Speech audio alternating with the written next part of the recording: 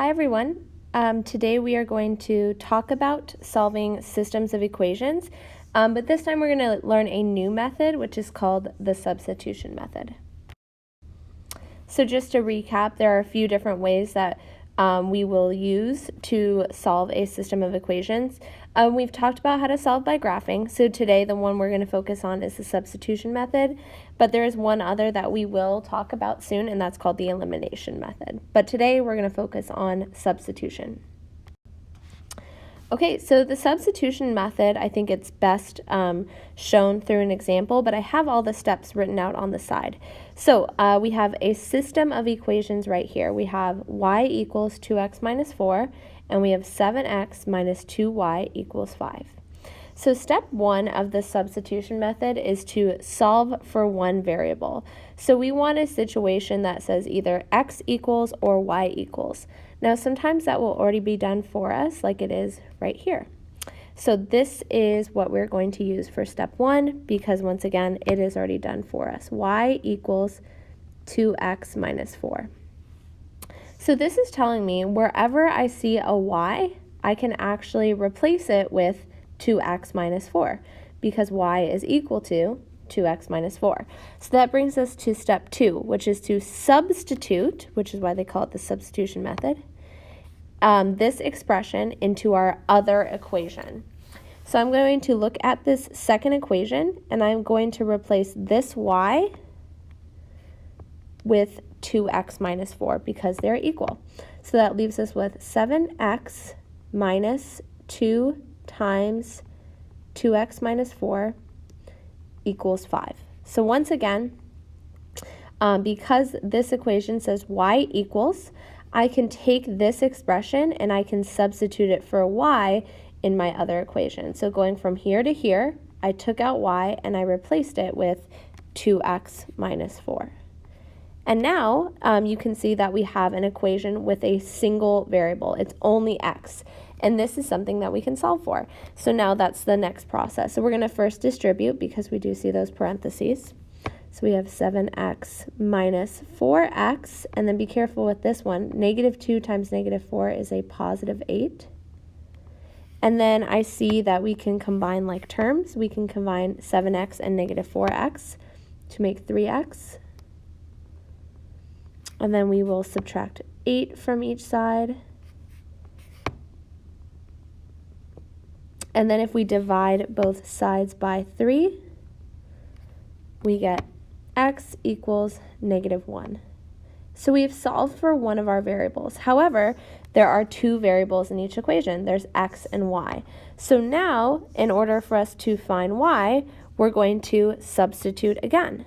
So now that we know x, we can actually substitute that into either of our original two equations and solve. So I'm going to substitute it into our first equation. So once again, I'm going to replace this x with negative 1.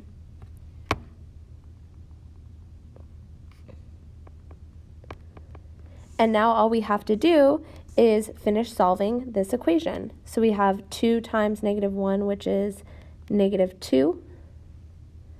And negative 2 minus 4 is negative 6.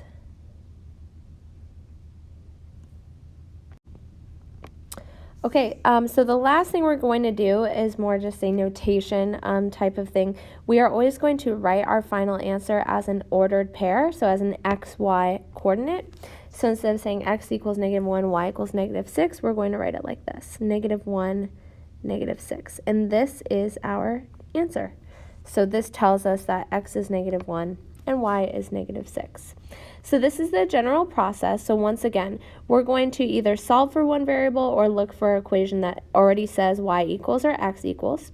And then we take that expression and we substitute it into the other equation, leaving us with a equation that we can solve.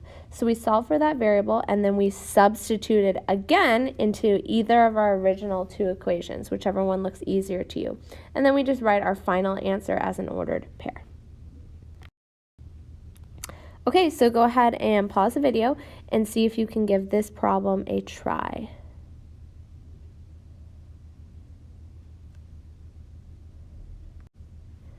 Okay, let's go ahead and check our answers below. So here you can see the original two equations.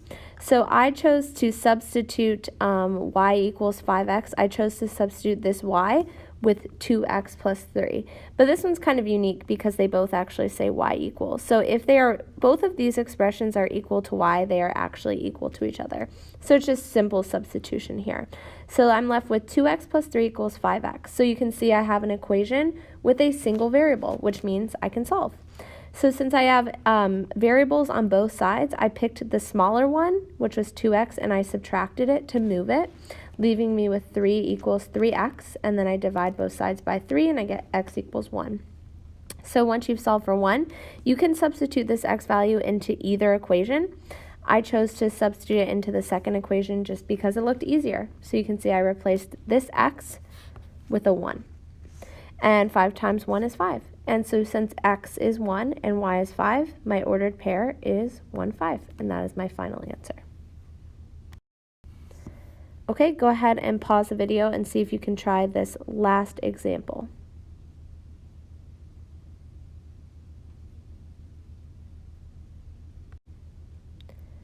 Okay, let's go ahead and check our answers below. Okay, so here you can see that we do have an equation that says y equals. So wherever I see a y, I can replace it with 1/2 x minus 5. So you can see I replaced this y with 1/2 x minus 5. That leaves me with an equation that I can solve. So first I need to distribute. 2 times 1 divided by 2 is 1x, and then 2 times -5 is -10. I can combine 4x and 1x to make 5x, and now I just finished solving by using my inverse operations. I add 10 to both sides, and then I divide both sides by 5, leaving me with x equals 2. Now I can take this x equals 2 and I could substitute it into either equation.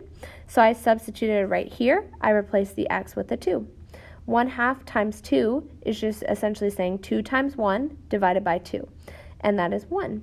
1 minus 5 is -4, so my answer is 2, -4. All right, that is all for today's lesson. Thank you so much for watching.